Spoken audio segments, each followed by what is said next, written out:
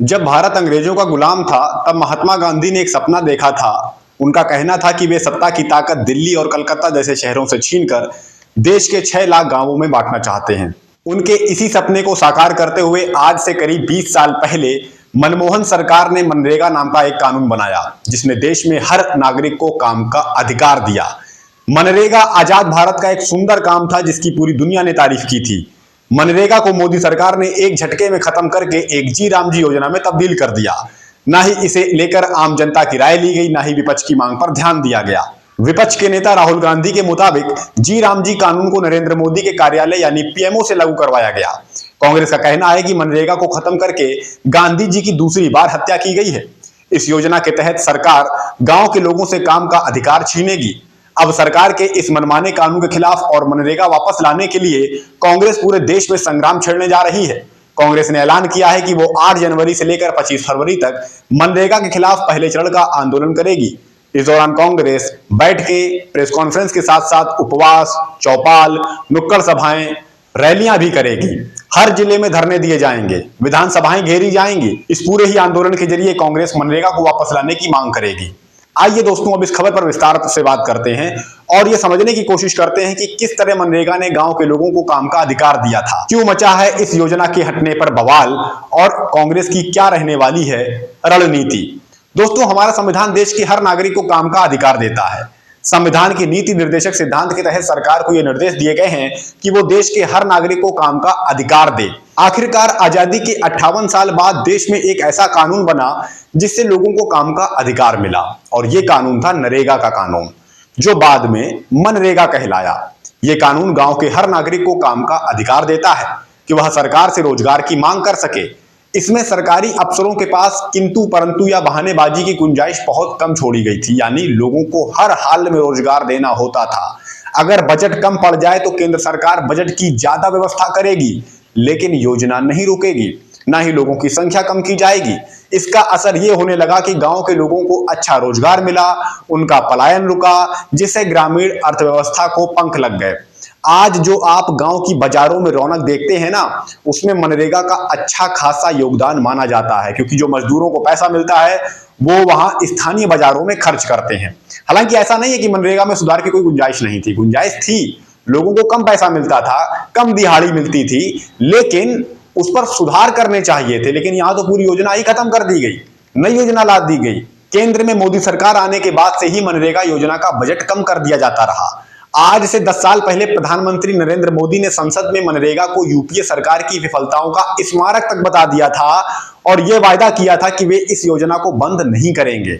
जिस तरह इस योजना से करोड़ों परिवारों को लाभ मिलता रहा, रोजगार मिलता रहा, उसे देखते हुए मोदी जी क्या, कोई भी सरकार इस योजना को बंद नहीं कर सकती है। लेकिन इस योजना को धीरे धीरे कमजोर किया जाता रहा है। कोरोना काल में यही योजना करोड़ों लोगों की रोजी रोटी का सहारा बनी थी। इसके बावजूद इसका बजट लगातार कम किया जाता रहा और अब संसद के शीतकालीन सत्र में अचानक ये खबर आई कि सरकार मनरेगा योजना से गांधी जी का नाम हटाने पर विचार कर रही है। फिर हुआ यूं कि शीतकालीन सत्र के आखिरी दिनों में मनरेगा की जगह एक जी राम जी बिल संसद में पेश कर दिया गया। सरकार ने दावा किया कि नई योजना के तहत लोगों को साल भर में 100 की जगह 125 दिन काम मिलेगा। लेकिन इसी मोदी सरकार ने 2024-25 में मनरेगा योजना के तहत औसतन सिर्फ 45 दिन काम दिया। ऐसे में सरकार कहां से 125 दिन काम दे देगी, जो 100 दिन भी काम नहीं दे पा रही थी, 80 दिन भी काम नहीं दे पा रही थी। इसी पर शक है। इसके अलावा जी राम जी योजना में केंद्र सरकार की ताकत बढ़ा दी गई है, जबकि ग्राम पंचायतों की ताकत लगभग खत्म कर दी गई है।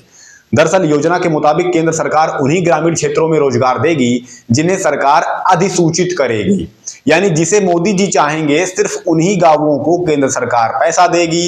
इसके अलावा केंद्र सरकार ही ये तय करेगी कि किस राज्य को कितना पैसा देना है। ऐसे में बड़े सवाल उठ रहे हैं कि दिल्ली के बाबू कैसे तय करेंगे कि किस गांव में तालाब खुदने हैं या कहां वाटर शेड बनने हैं। इसके अलावा केंद्र अब इस योजना में सिर्फ 60% बजट देगा, जबकि अब तक केंद्र सरकार 90% बजट देती थी इस योजना में। ऐसे में बड़ा सवाल है कि क्या ये योजना उन राज्यों में जिंदा रह पाएगी जहां विपक्ष की सरकारें हैं। इस पर शंका बनी हुई है, क्योंकि बंगाल को वैसे भी मनरेगा का पैसा मिलना बंद हो चुका था।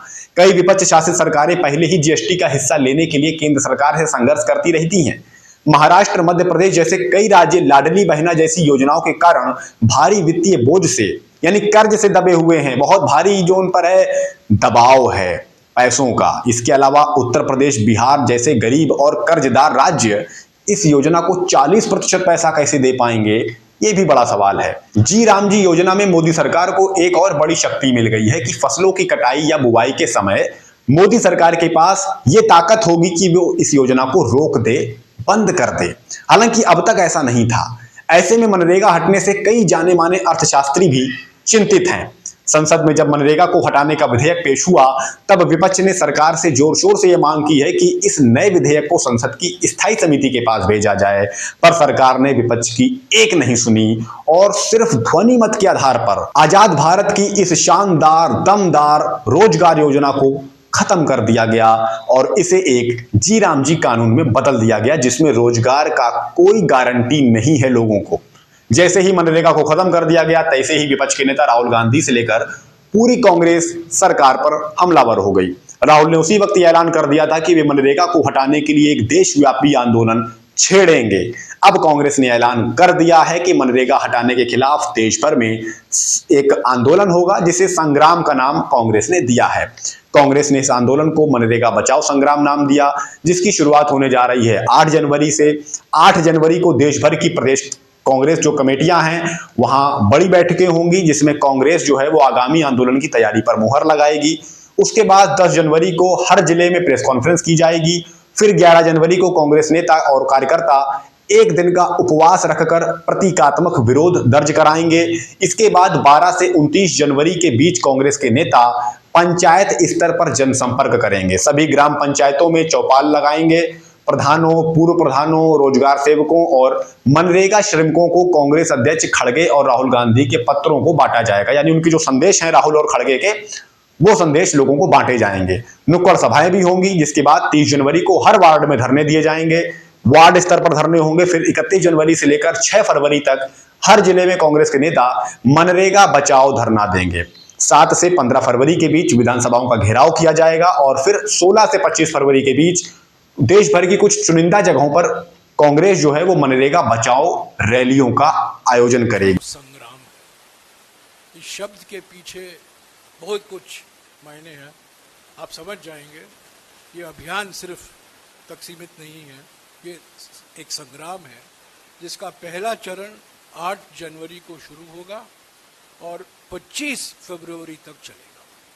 पहली बात तो ये है, तो ये संग्राम है। दूसरी बात, जो अधिनियम अभी पारित हुआ है लोकसभा और राज्यसभा में, जो मनरेगा को हटाया है, बड़ा नाम तो बड़ा है, पर एक ही गारंटी है उस अधिनियम में। अगर आप देखें, सारे अधिनियम पढ़े, ठीक तरह से पढ़े, आपको ये पता चल जाएगा कि गारंटी एक है और वो गारंटी है केंद्रीयकरण। वो एकमात्र गारंटी है। रोजगार की कोई गारंटी नहीं है। राज्य सरकारों के लिए वित्तीय सहायता की कोई गारंटी नहीं है जो मनरेगा में था। गारंटी यह है कि केंद्र सरकार तय करेगी आवंटन कैसे होगा, एलोकेशन राज्यों को किस आधार पर होगा, वो जानकारी नहीं है, तो केंद्र सरकार तय करेगी। अलग अलग राज्यों को कितना पैसा मिलेगा, और ये न केवल ये, पर किन पंचायतों को भी आवंटन होगा। पंचायतों को 3 कैटेगरी में बांटा जा रहा है, कैटेगरी 1 A B C 1 2 3। तो ये एकमात्र गारंटी जो है भयंकर केंद्रीयकरण, ये रोजगार का हक नहीं है, ये कानूनी हक नहीं है, ये संवैधानिक हक नहीं है, ये एक केंद्रीय कार्यक्रम परियोजना है। कांग्रेस का कहना है कि ये आंदोलन का सिर्फ पहला चरण है। अगर यहां से सरकार के कान में जू नहीं रेंगेगी, ये माना जा रहा है, तो फिर कांग्रेस दूसरा चरण शुरू करेगी। कांग्रेस का स्टैंड साफ है कि मनरेगा हटाने के मुद्दे को किसी भी हाल में छोड़ा नहीं जाएगा। ऐसे में सियासी गलियारों में बड़ी हलचल है कि क्या 3 कृषि कानूनों की ही तरह होने जा रहा है जी राम जी कानून का हाल। क्या एक बार फिर अपने मनमाने कानून को वापस लेगी सरकार? ये देखना दिलचस्प रहेगा।